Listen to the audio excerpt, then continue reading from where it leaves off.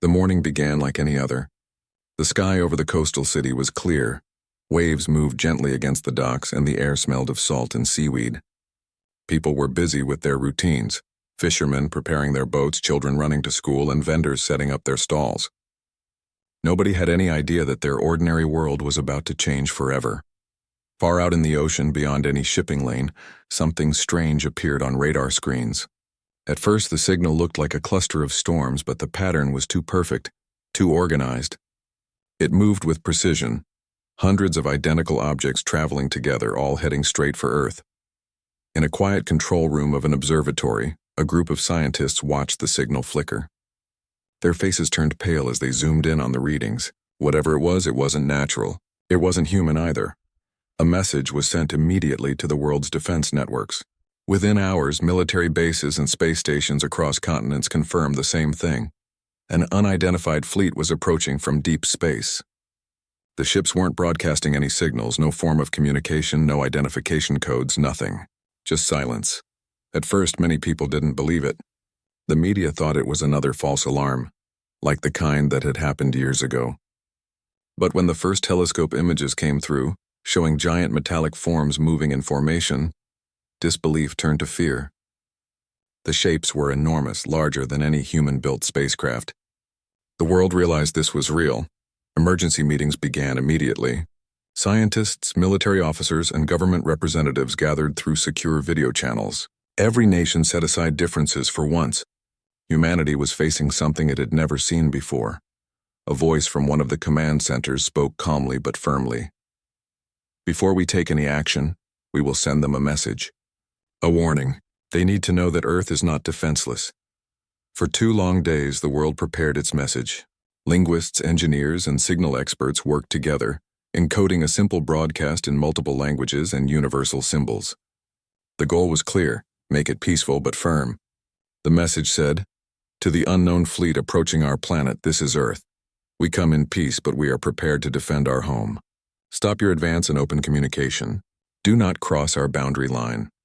The message was sent through every possible channel: radio frequencies, laser communication, deep space beacons, even old analog bands. It was a voice that reached out across the void, asking for peace but warning of consequences. For a few days, everyone waited. The news spread across the globe.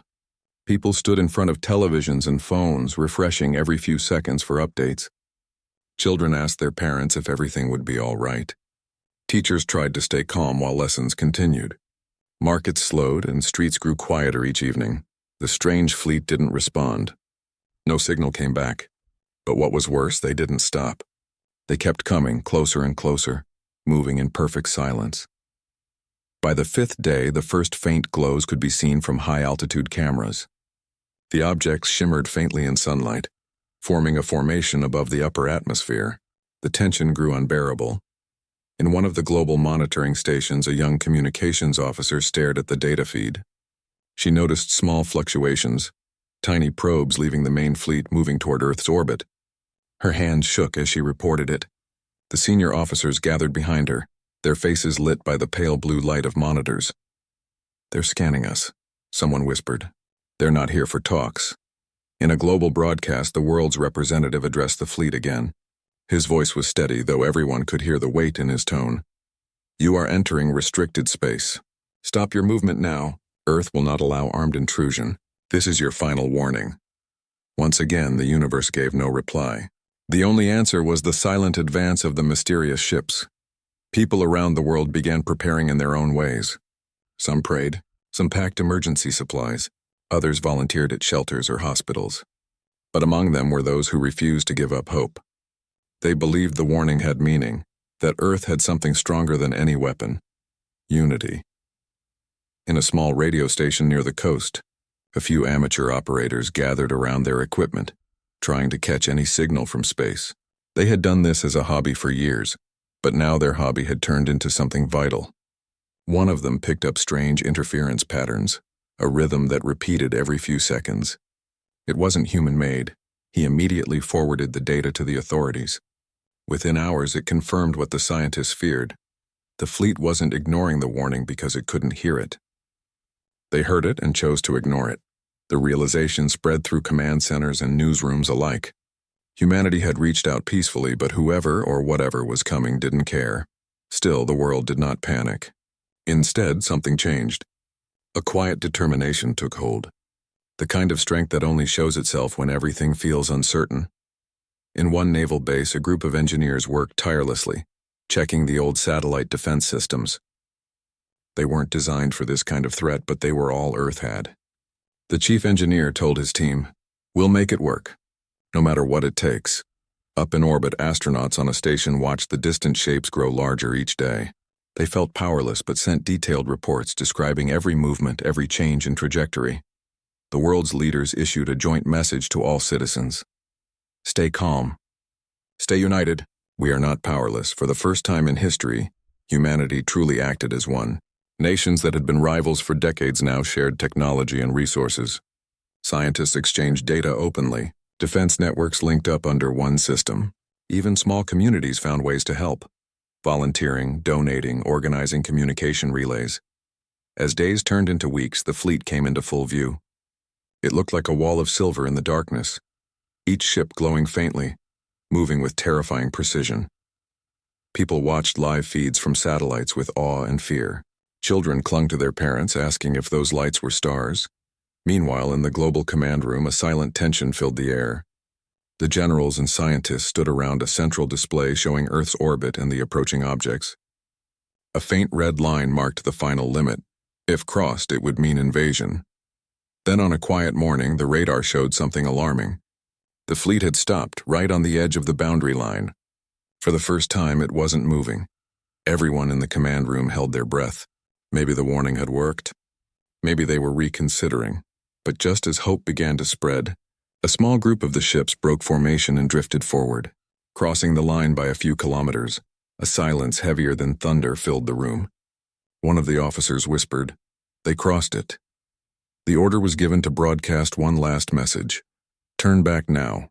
You are entering Earth's protected zone. We will defend our world if necessary." The message was sent. The reply came, not as a voice but as light. Flashes across the upper atmosphere as the fleet began releasing smaller craft. They weren't attacking yet, but the message was clear. They weren't leaving. Down on Earth, ordinary people looked up at the night sky and saw new stars that hadn't been there before. The realization hit them all at once. This was real. A teacher stood with her students on a school rooftop pointing at the strange lights. Her voice trembled slightly as she said, "Remember this moment. It's the day we learn who we truly are." In homes, shops, and stations around the world, the same thought echoed through everyone's hearts. We warned them and they ignored it now. The world knew what would come next would change everything forever. The silence of the fleet was no longer peaceful. It was the calm before something much larger. Yet amid all the fear, there was something else growing too.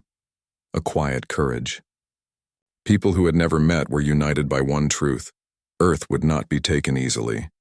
The warning had been given. The next step would decide the fate of humanity. The day the fleet crossed the boundary line was the day silence ended. People around the world woke up to the same breaking news. The strange lights that had appeared in the night sky were now brighter, larger, and moving in strange patterns. Some thought they were clouds reflecting sunlight. Others thought they were drones. But those who had been following the updates knew the truth. The visitors had ignored every warning Earth had sent. In a small apartment near the city docks, a mechanic sat on his balcony with a cup of tea, staring up at the sky.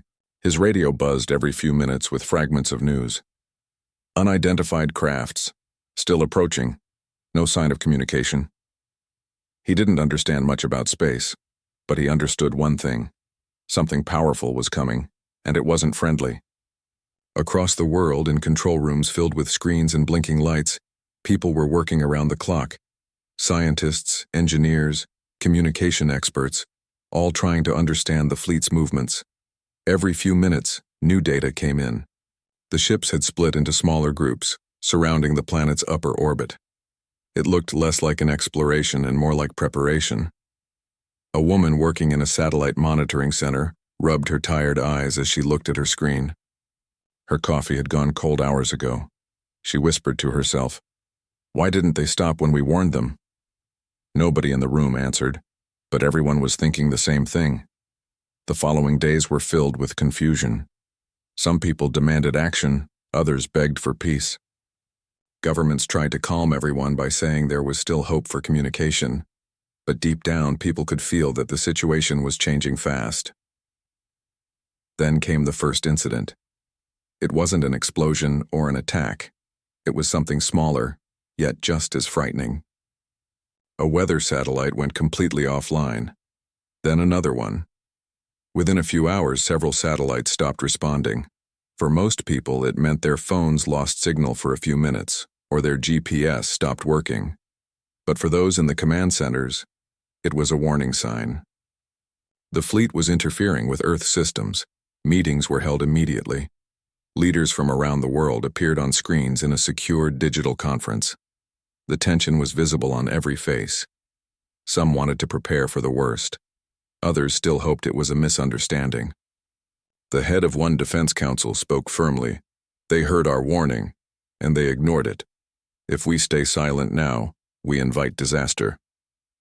But before any action could be decided, new images arrived from space telescopes. The alien fleet had positioned itself over several regions, each ship forming a perfect triangular formation. Nobody knew what the pattern meant.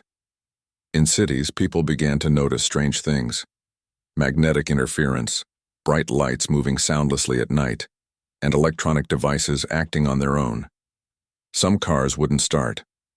Drones in the sky lost control and dropped suddenly. Still, there were no attacks. Only silence. That silence made it worse. It was like standing under dark clouds and waiting for a storm that never came. Amid all this tension, humanity didn't freeze. People began to prepare in their own quiet ways. Mechanics checked emergency generators. Farmers stored food and water. Students built communication systems using old radio parts. Every person, in every corner, wanted to feel ready. In one small town, a retired radio operator decided to try something on his own. Using an old signal tower, he broadcast a simple message into the sky. "We warned you. We offered peace. Do not harm our planet." His words traveled into the night, carried by invisible waves. Whether anyone, or anything, heard him, no one knew. By the 10th day, the fleet's presence had become normal in the sky. During daylight, people could see faint metallic glints high above the clouds. At night, they looked like slow-moving stars. Children asked their parents if the visitors were friendly. Parents smiled and said, "Maybe," even though they didn't believe it. The global news channels tried to keep hope alive, replaying the same old footage of scientists explaining possibilities of peaceful contact. But the tone of their voices told another story. Fear had already taken root. In coastal cities where people had a clearer view of the horizon, something strange began to happen. Fishermen reported seeing shadows in the water, not ships, not submarines, but something else. The oceans had started reacting, tides shifting in odd ways. Scientists said it might be caused by the gravitational pull from the large objects now circling above Earth. Inside one of the major command centers, the world's top analysts worked through endless data. On one of the large screens, a sudden flicker appeared, a direct signal coming from the fleet. Everyone froze. Finally, after weeks of silence, there was something. The technicians worked quickly, decoding it. But when the signal was translated, it wasn't words. It was a series of unreadable pulses, repeating the same pattern. Some believed it was a test. Others said it was a warning of their own. Whatever it was, the message felt cold. Empty. Like something trying to show power without emotion. From that day on, the world changed. Air travel was restricted. Ports were closed. Schools shifted to emergency programs. People stayed home more, glued to screens waiting for updates, but not everyone was afraid. In many places, ordinary citizens started volunteering for data collection, joining small groups that worked with scientists online. They built homemade radio scanners, shared satellite images, and reported unusual sky patterns. Humanity, for the first time in history, was united not by war but by survival instinct. In one of those volunteer groups, a young technician made an unexpected discovery. While analyzing interference patterns, he noticed that every time Earth sent a broadcast, the fleet responded by changing its position slightly, like they were watching and learning. That information spread quickly to the Central Defense Network. The message was clear. They weren't ignoring Earth anymore. They were studying it. Then came another strange event. A faint, low-frequency hum began echoing across parts of the world. It wasn't coming from the sky, but from deep within the ground. Sensors picked it up everywhere. Some scientists thought it was a natural reaction from Earth's core due to magnetic disruption. Others believed the fleet had activated something unseen. Whatever it was, it made people uneasy. The world wasn't just watching anymore. It was feeling the presence. Even through fear, humanity's spirit didn't fade.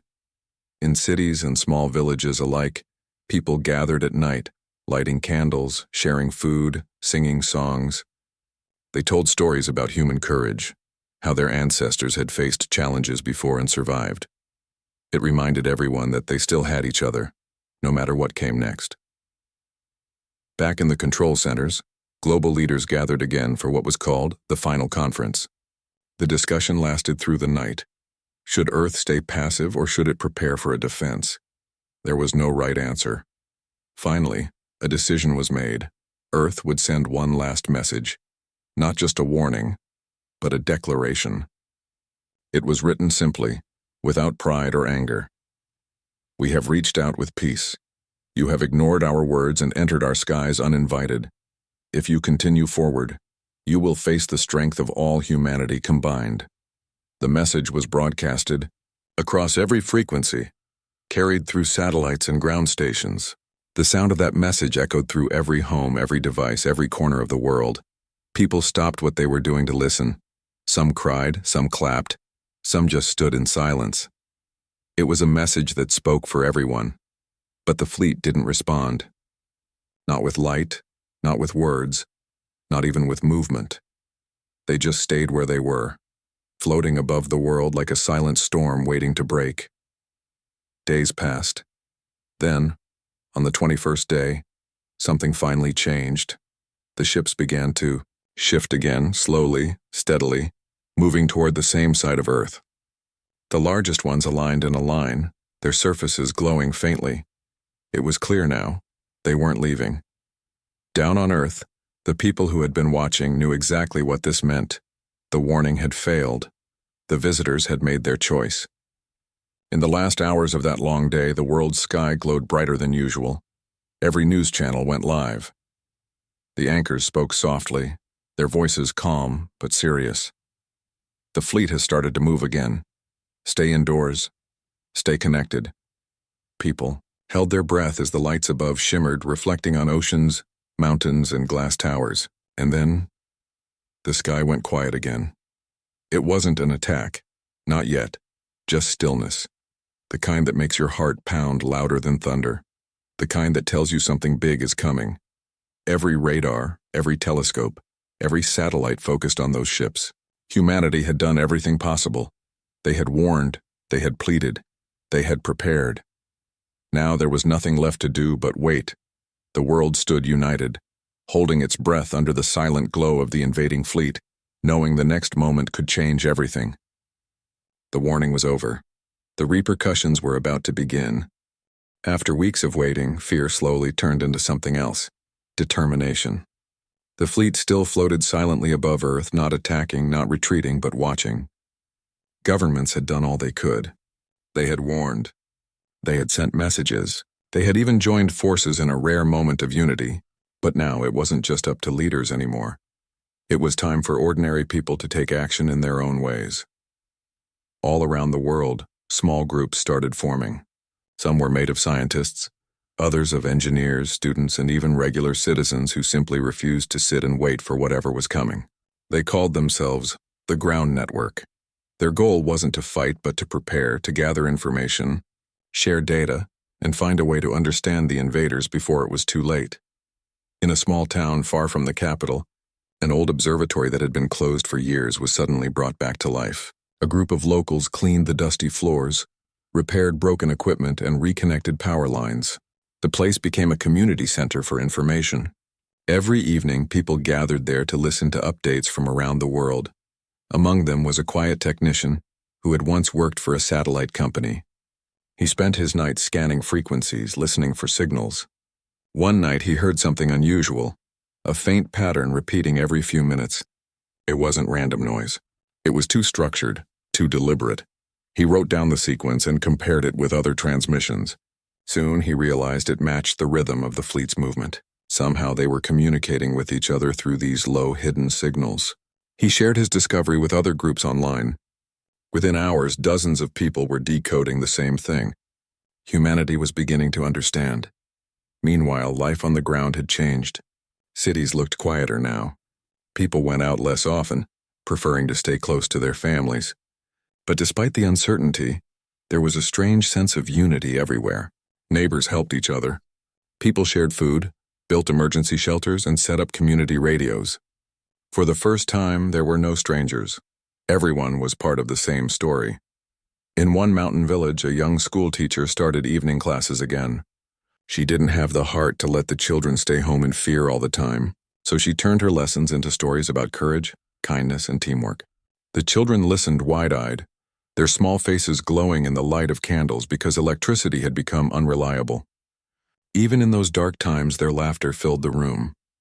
At the same time, across the world, people working in the deep-sea research stations began to notice strange activity underwater. Machines detected unusual energy readings near ocean trenches. Some believed the fleet was influencing the oceans somehow. The reports spread quickly, reaching the global command centers. The scientists were worried. They feared that whatever the fleet was doing might not just threaten the skies, but the planet's natural balance too. Still, no one gave up. Teams of researchers and volunteers began working non-stop, analyzing every bit of information they could find. One group of young engineers came up with an idea.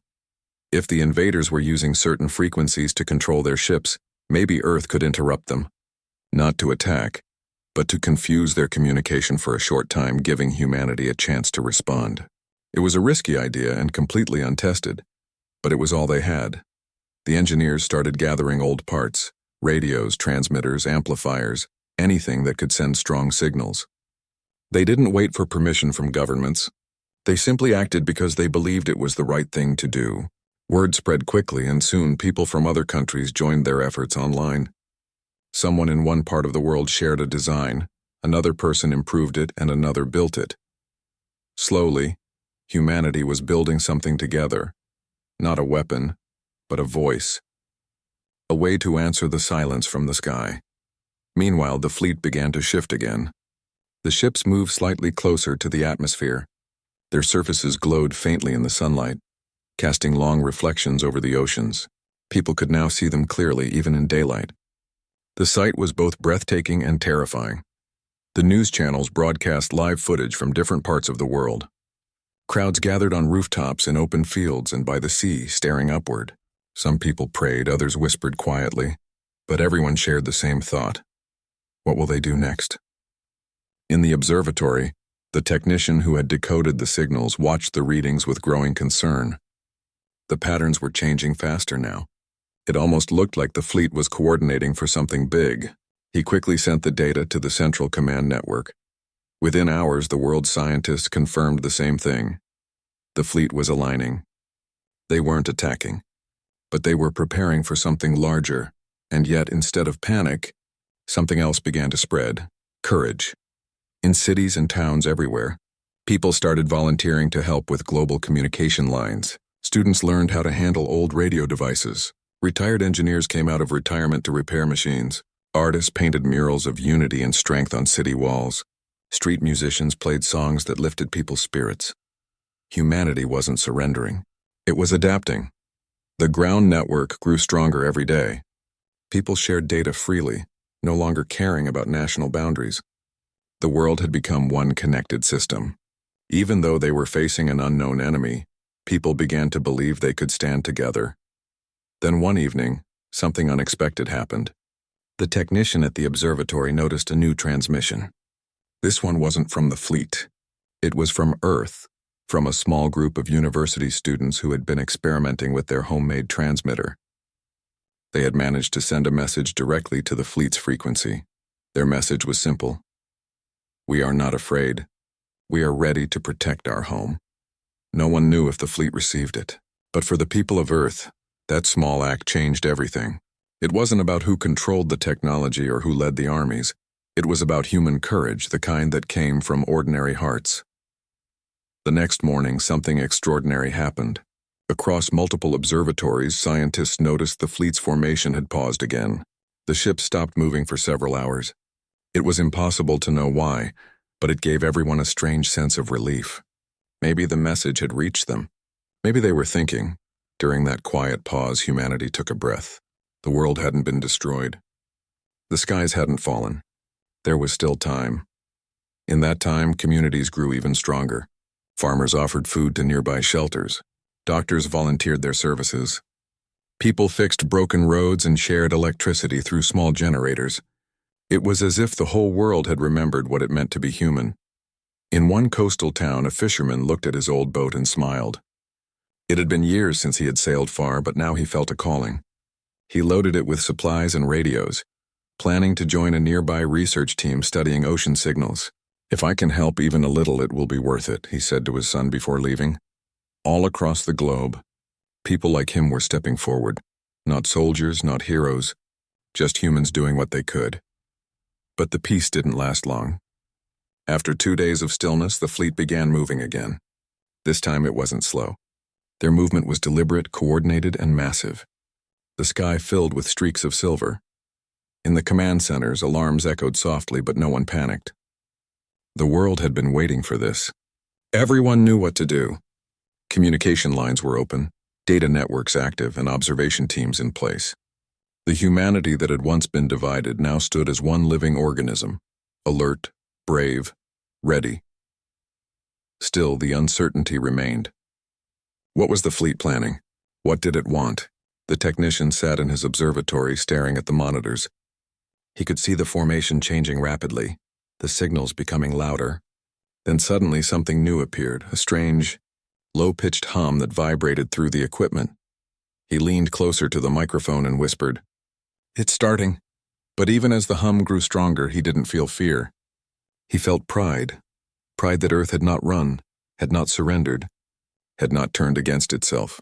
From the highest mountains to the deepest valleys, from the biggest cities to the smallest villages, every human heart seemed to beat in unison that night. Whatever happened next, they were ready to face it together. The warning had been ignored. The silence had lasted long enough. Now, the time for repercussions was near, not as revenge, but as a test of strength, unity, and courage that would define humanity forever. And as the stars shimmered and the silver lights of the fleet drew closer, the people of Earth looked up, not in fear, but in unbroken resolve. The night sky, once filled with mystery, now held a promise. No matter what comes, humanity will stand as one. The moment the alien fleet crossed into Earth's defense zone, the stars themselves seemed to tremble. Dozens of enormous ships, each the size of a city, moved forward without hesitation. Their leaders ignored every warning sent by the humans. They believed Earth's threats were nothing more than desperate bluffing. In their arrogance, they thought that a single strike would bring humanity to its knees. But they were wrong.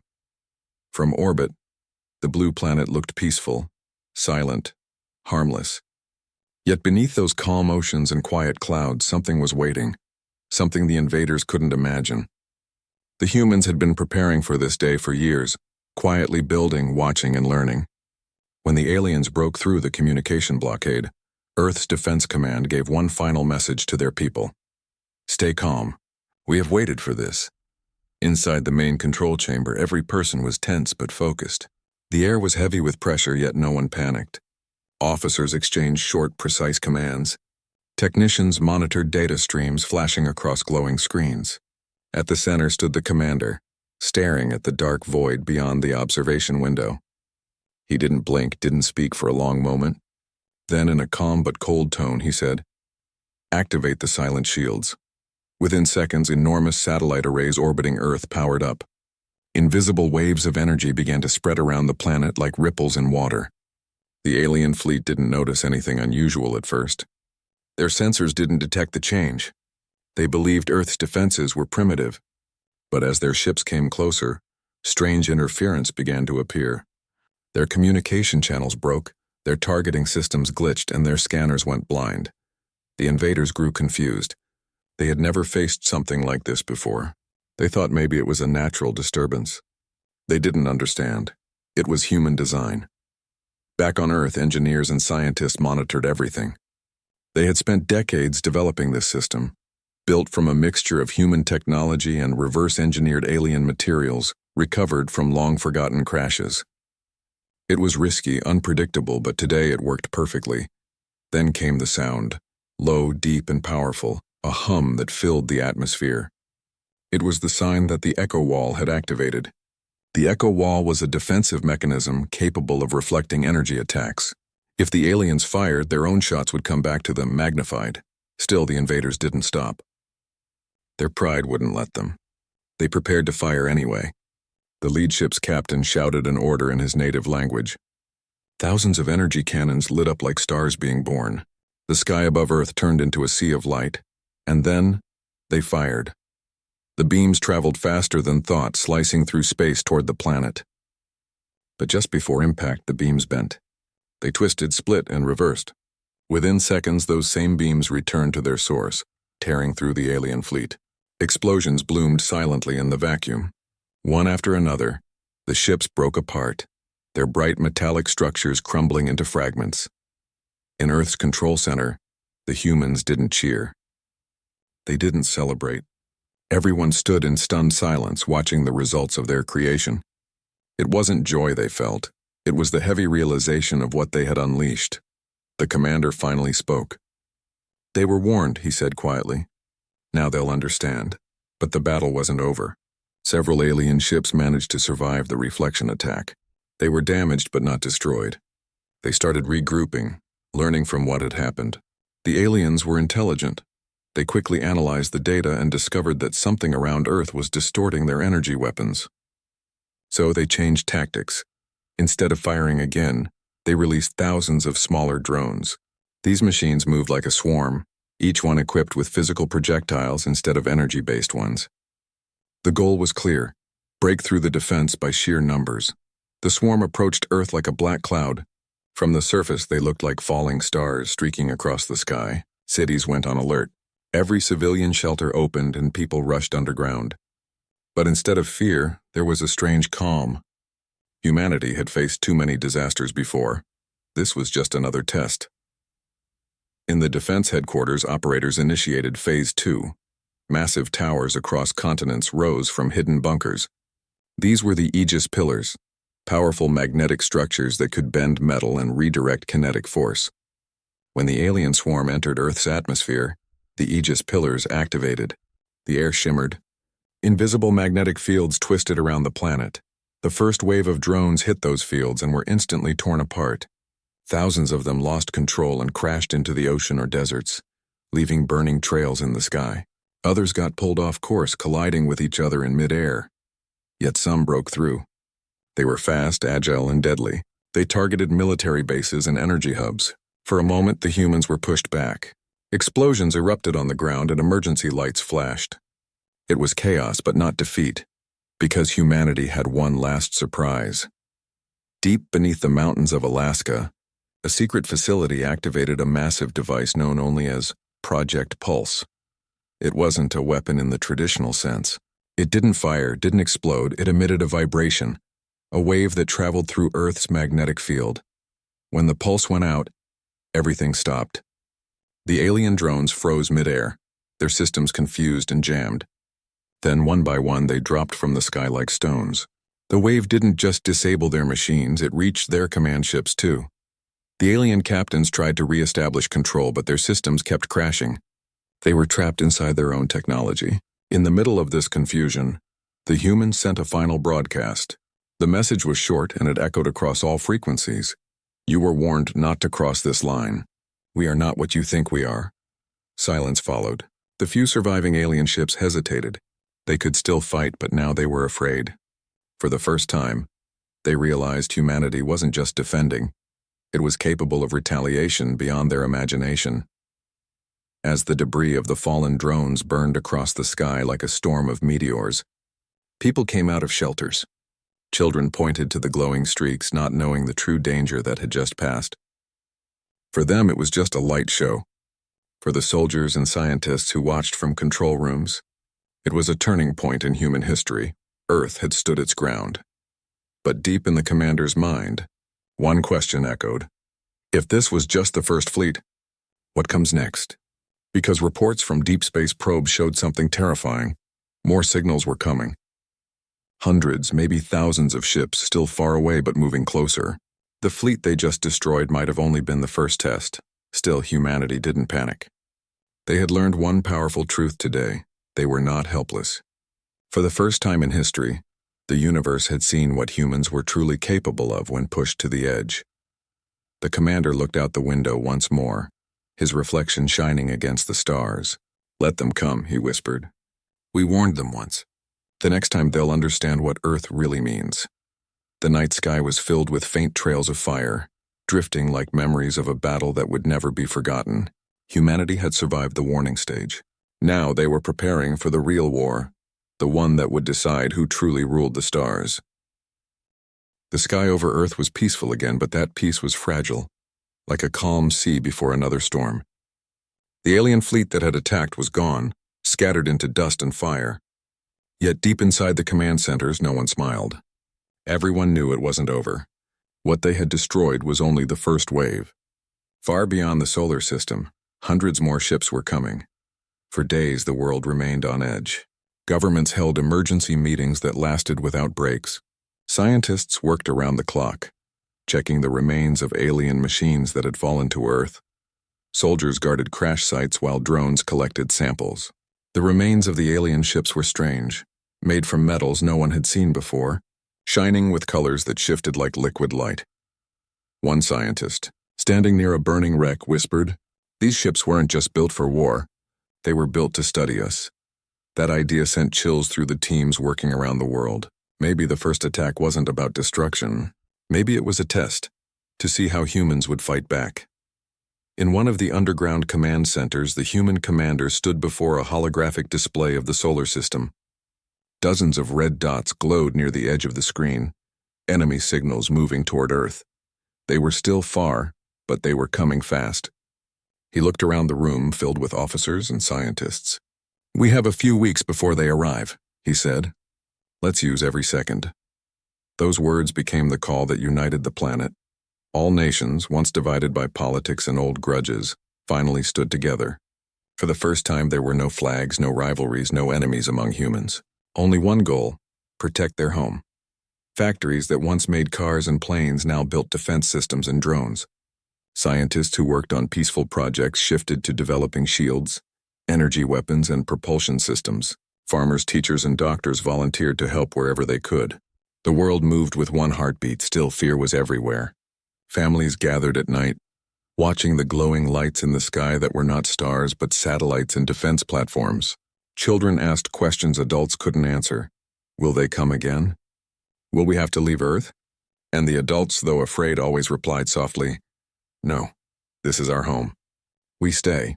In orbit, human fleets began forming, a massive line of ships built from every country's effort. They weren't as big as the alien ships, but they were fast, clever, and equipped with something the aliens didn't have: human creativity. Each ship had a unique structure, a reflection of its creators. Some used magnetic propulsion, others solar sails reinforced with energy shields. Many of them were crewed by volunteers who had never been to space before. They trained for hours every day, learning how to move, fight, and survive in the cold silence beyond Earth. Meanwhile, back on the surface, strange signals began appearing. The aliens weren't only coming, they were watching. Probes disguised as rocks drifted near the moon. Tiny drones hovered beyond radar range. The aliens were observing humanity's every move, learning, adapting. One night, a signal broke through Earth's communication lines. It wasn't a threat this time, it was a voice, cold, mechanical, and layered with distortion. "Humans, you were warned to stand aside. This system belongs to the Dominion. You resist for nothing. Your kind will learn obedience." The commander listened quietly, then replied with a calm voice, "We gave you a warning first. You ignored it. We won't repeat ourselves. The message was sent into deep space, echoing across the void. After that, silence returned. The alien fleet didn't respond, but their ships began moving faster. As the countdown to invasion continued, humans prepared something special. A plan no one outside the top circle knew about. In the mountains of South America, deep underground, a team worked on a massive device called the beacon. Unlike other weapons, it wasn't designed to destroy. Its purpose was to send a signal, a very old one. Centuries ago, humans had found traces of an ancient civilization buried beneath Mars's surface. The markings suggested that another species, older than both humans and the current invaders, once protected this region of the galaxy. The beacon was built to reach them, to call for help if the threat became too great. But no one knew if they still existed, or if they would even care. As days passed, the alien fleet finally entered the edge of the solar system. Every observatory saw them. Thousands of dots lit up on every radar screen. The fleet was massive, far bigger than the first one. Their ships moved in precise formations like a living organism. People all over Earth watched the news with wide eyes. There were no panic screams, no chaos this time, only quiet determination. Humanity was ready. The defense grid activated. The silent shields surrounded Earth once again. The Aegis pillars powered up. Project Pulse stood by. And in orbit, human fleets aligned in formation. When the alien fleet crossed the boundary line, the commander gave one simple order. Hold your fire. Let them make the first move. The aliens did. Dozens of energy blasts shot through space. This time they didn't aim at Earth. They targeted the human ships waiting in orbit. The explosions lit the sky. Several human ships were hit, breaking apart into flashes of light. Others dodged and countered with fast, sharp bursts of magnetic energy. The space around Earth became a battlefield of light and shadow. Human pilots moved like hunters, dodging attacks and striking back in quick bursts. They didn't have the size or firepower, but they had instinct and courage. Inside one of the human ships, a young pilot gripped her controls tightly, breathing hard. Her ship had been hit, alarms flashing everywhere, but she didn't back down. Not today, she whispered, steering her craft straight into the enemy's weak spot. Her energy cannon fired, and one alien cruiser exploded from within. Across the fleet, the same spirit spread. Every loss made humans fight harder. They fought not for orders, but for Earth, for their families, for the right to exist. But even with all their bravery, the alien fleet's power was overwhelming. One by one, human ships began to fall back. The commander watched the battlefield with a heavy heart. They're learning from us, he murmured. The aliens had started adapting again, shifting their shields to resist human weapons. Then came a new order from the ground base. Activate the beacon. Far below, deep within the mountains, the massive structure came to life. The ground trembled as the beacon released a pulse of golden light into the sky. It pierced the clouds, shot past the atmosphere, and vanished into space. No one knew what would happen next. The battle continued, brutal and relentless. Then something strange occurred. The alien fleet suddenly stopped firing. Their ships froze in formation. For a few seconds, everything went silent. The humans didn't understand why. And then the stars changed. A brilliant light appeared far beyond the alien fleet, like a new sun being born. The sensors couldn't measure it. It was vast, powerful, ancient. Slowly, the light moved closer, and as it did, the alien ships began to retreat. The humans watched in awe as the strange light grew until its shape became clear. It wasn't just light. It was a ship, a single enormous ship, old and golden, unlike anything anyone had ever seen. Symbols glowed across its surface, matching the same markings found on Mars centuries ago. The commander stared at it, speechless. The beacon had worked. A voice filled every channel, calm and deep. Children of Earth, your call has been heard. You stand against the Dominion as we once did. You are not alone. Every human on Earth felt that voice, not just in their ears, but in their hearts. The alien fleet tried to regroup. But the golden ship released a wave of energy so strong that it bent space itself. Half the invading ships vanished in a single instant, swallowed by the light. The rest fled in panic. And just like that, silence returned to the solar system once again. The humans didn't cheer right away. They stood frozen, realizing what had just happened. They were saved, but now they had new questions. Who were these beings? Why did they answer now after so long? And most importantly, What price would humanity have to pay for this help?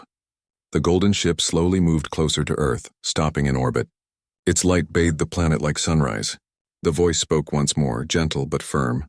Prepare yourselves. The true war has not yet begun. And with that, the ship disappeared, leaving behind a silence deeper than ever before.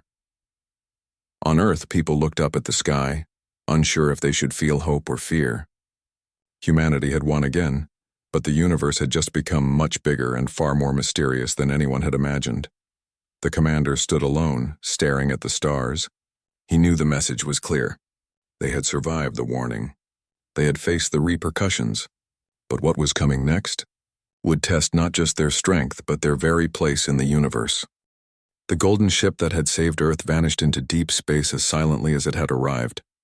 Yet its light still shimmered in the night sky, as if leaving behind a trace of hope. For days, people across the planet looked up, wondering if they had truly seen what they thought they saw. News networks replayed the footage again and again. Scientists called it a cosmic miracle. Others said it was destiny. But inside the Global Defense Command, the feeling was different. There was no celebration, only preparation. The commander and his team knew what the voice had said. The true war has not yet begun. That line echoed in every mind, louder than any victory cheer. Humanity had survived the warning. They had faced the repercussions. But now they were about to enter a conflict far beyond their imagination. In the days that followed, strange signals began appearing across the solar system. They weren't from the Dominion fleet. The invaders had vanished completely. These signals were older, slower, and came from deep space, far beyond the reach of any human probe. It was as if something ancient had awakened after centuries of sleep. At first, scientists believed it was just noise, radiation, echoes of the beacon's pulse. But soon patterns appeared. The signals were organized. They carried structure, language, and purpose. They were messages directed toward Earth. When the first message was decoded, it shocked everyone.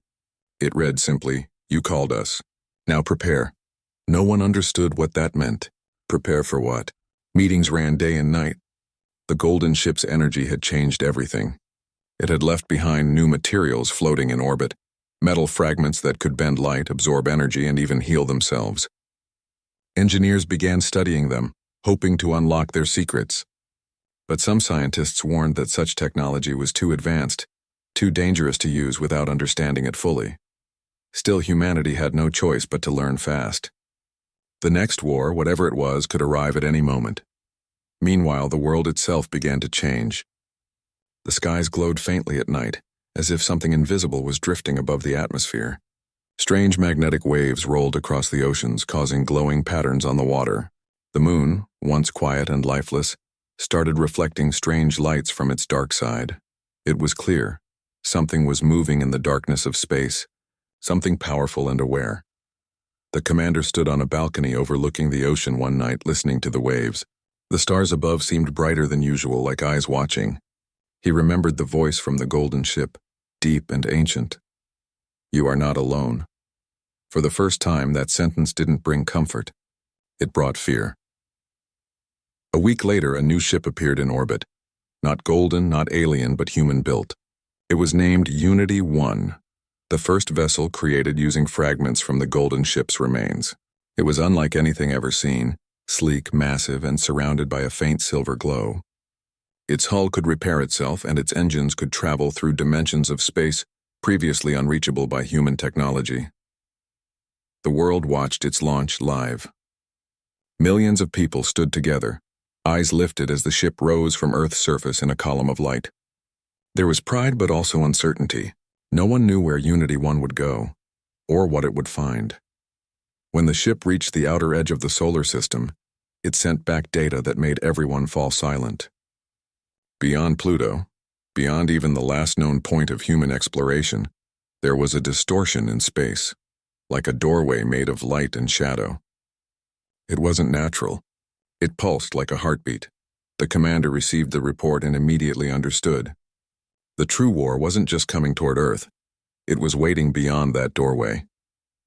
The golden beings had not saved humanity just out of kindness. They had prepared them for this. Earth's Defense Command decided to send Unity 1 through the anomaly. It was the only way to understand what was coming. The crew inside were volunteers, pilots, scientists, and engineers ready to risk their lives for answers. The world held its breath as the ship approached the distortion. Its light shimmered across the dark void, reflecting off the metal like fire. Then slowly it crossed through. For a moment there was silence. No signal, no sound, nothing. Then suddenly the transmission returned.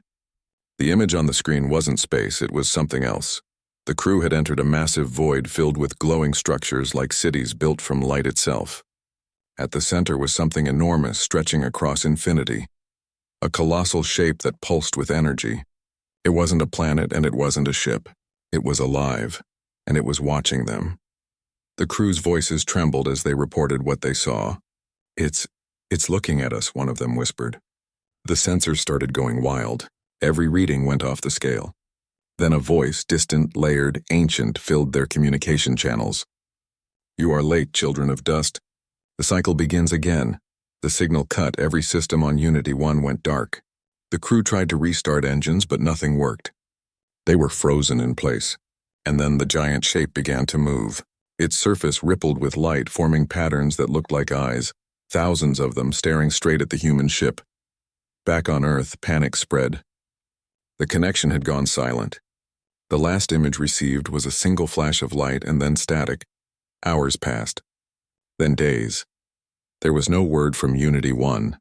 The commander refused to believe they were gone. He ordered deep space scanners to keep searching, but they found nothing. Still, he waited. Every night he sat in the control room watching the stars, hoping for a signal. And then one evening it came. A faint transmission broke through the static. It was the voice of one of the Unity 1 crew members, trembling but alive. "We're not dead. We're somewhere else. The light took us." The entire room froze. The voice continued, broken by static. "They call themselves the architects. They say they built the stars. And that the Dominion was once their creation.